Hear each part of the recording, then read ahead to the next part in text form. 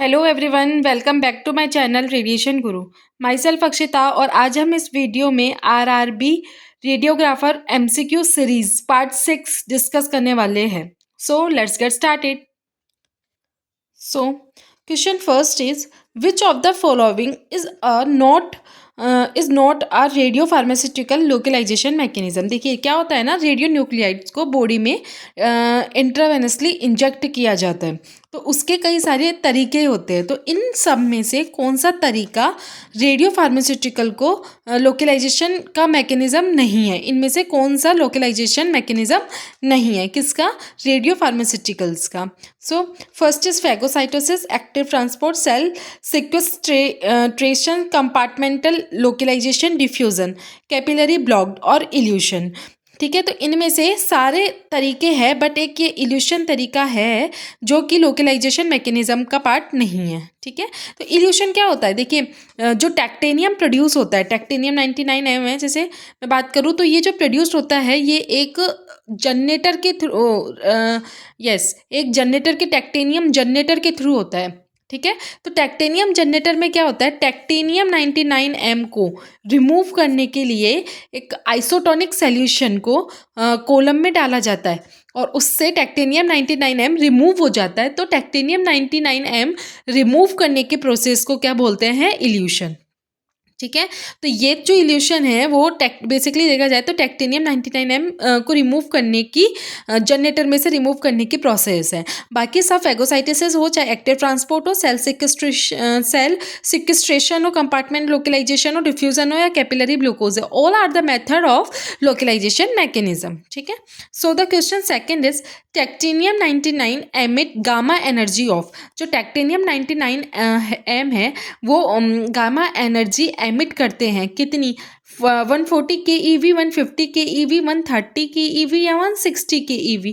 So the answer is जो technetium 99M है वो 140 keV की गामा एनर्जी को एमिट करते हैं। तो answer is 140 keV। Third, sodium pertechnetate 99M is used for. Option A is imaging tissue, imaging bones, both या none. देखिए अब ये क्या होता है ना, तो मैंने आपको क्या बोला, जैसे टैक्टेनियम 99M जो प्रोड्यूस होता है किसके थ्रू होता है?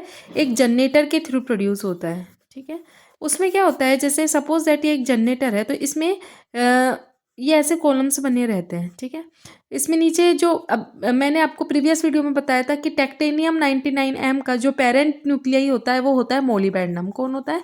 मोलिबेंडम। तो हाँ, इसके नीचे मोलिबेंडम लगा हुआ रहता है और यहाँ टैक्टेनियम 99M होता है। तो इस कॉलम में से अपन पास करते हैं सेलाइन सॉल्यूशन। ठीक है, उसमें से टैक्टेनियम 99M की इजीली जो होती है रिएक्शन हो जाती है। ठीक है, और वो किससे रिएक्ट करते हैं? TCO4 माइनस आयन से। ठीक है,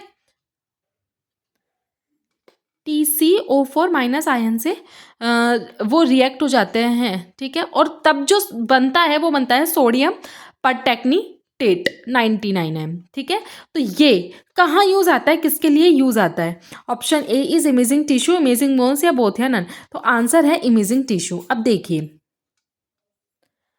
तो सोडियम परटेक्निटेट 99M किसके लिए? इमेजिंग टिश्यू के लिए काम आता है। इमेजिंग टिश्यू के लिए इसे काम लिया जाता है। इमेजिंग टिश्यू में हम क्या क्या बोल सकते हैं, जैसे थायराइड है। ठीक है, थायराइड है, गैस्ट्रिक म्यूकोसा है, सेलेवरी ग्लैंड्स है। इन सब को देखने के लिए अपन इमेजिंग टिश्यू इन सब सारी इमेजिंग टिश्यू को देखने के लिए सोडियम परटेक्निटेट 99M हम यूज करते हैं। ठीक है, तो next question is most commonly used pharmaceutical in nuclear medicine is. सबसे ज़्यादा कॉमन यूज आने वाला फार्मास्यूटिकल आपके न्यूक्लियर मेडिसिन में कौन सा है? Answer is technetium 99M is the most commonly used pharmaceutical in nuclear medicine. Okay, and iodine has half life of. Iodine यदि हम 131 की बात करें तो आयोडीन 131 की यदि हम बात करें तो इसकी हाफ लाइफ होती है 8.06 डेज। ठीक है, आयोडीन डिके का क्या क्या तरीका होता है। फर्स्ट इज इलेक्ट्रॉन कैप्चर, मतलब आयोडीन जो 131 बनता है वो किसका डिके करके बनता है, इलेक्ट्रॉन कैप्चर का, आइसोमेरिक ट्रांजिशन का, बीटा एमिशन का या अल्फा एमिशन का। देखिए इन चारों के प्रोसेस अलग अलग होते हैं, बट हमें ये ध्यान रखना है कि जब आयोडीन का डिके होता है तो वो बीटा एमिशन से होता है, बीटा डिके होता है इसमें, किसमें, जब आयोडीन 131 का डिके बीटा डिके के द्वारा होता है। ठीक है, iodine 131 gives whole body dose of, जब पूरी बॉडी की कितनी डोज देता है, कौन, आयोडीन 131 की बात हो रही है। तो आयोडीन 131 की होल बॉडी डोज होती है इन दोनों ऑप्शन में से 0.5 to 3.5 रेड पर मिली क्यूरी। ठीक है, ये आपकी होल बॉडी डोज होती है जो आयोडीन 131 देता है।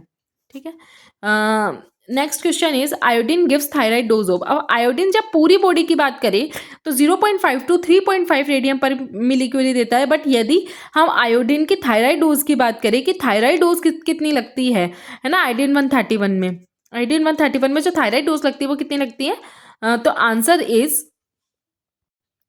100 to 2000 रेडियम पर मिली क्वेरी। ठीक है, तो ये दोनों सा थोड़ा सा अंतर देखना है कि यदि होल बॉडी आपसे पूछे, पूरी बॉडी की डोज आपसे पूछे तो आंसर होगा 0.5 to 3.5 रेड पर मिली क्वेरी है, बट ओनली थायराइड डोज आपसे पूछे, ठीक है, तो 100 to 2000 रेड पर मिली क्वेरी। ठीक है, Curie.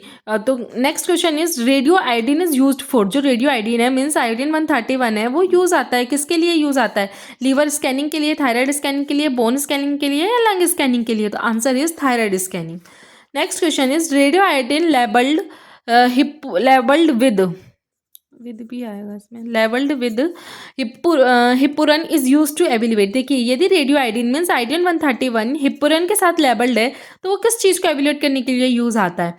First is thyroid function के लिए, यदि केवल रेडियो आयोडीन की बात करें तो यस वो थायराइड स्कैनिंग के लिए आता है, बट वो हिप्पुरन के साथ लेबल्ड है तो वो रीनल इमेजिंग स्टडी के लिए उसको एवेल्युएट करने के लिए यूज आता है। ठीक है, answer is renal imaging study. The next question is for lung perfusion imaging which of the following is used. Lung perfusion imaging मतलब लंग प्रिफ्यूजन इमेज करने के लिए, इमेजिंग करने के लिए कौन सा रेडियो न्यूक्लियाइड्स है जो यूज आता है, गैलेनियम 67, जिनोन 133 या इंडियम 111, टेक्टेनियम 99M। तो आंसर इज जो मोस्ट कॉमन यूज आता है for the lung perfusion imaging वो है जिनोन 133। ठीक है, इस वीडियो से रिगार्डिंग आपको कोई भी डाउट हो तो आप मुझे कमेंट सेक्शन में कमेंट करके बता सकते हैं। वीडियो पसंद आई हो तो like, comment and subscribe. Thank you so much.